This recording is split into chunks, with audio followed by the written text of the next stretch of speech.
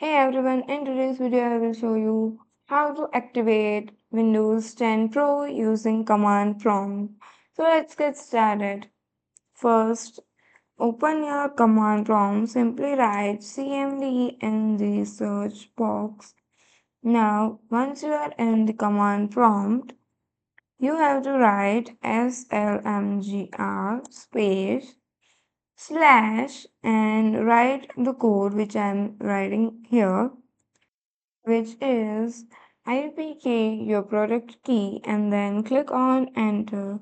Now here you have to write slmgr space slash ATO and enter again, and then Windows will process the command, and if the key is correct, you will see a success message confirming activation.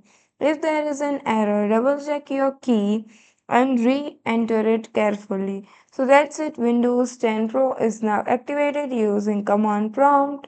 So that's all for today. Thank you for watching.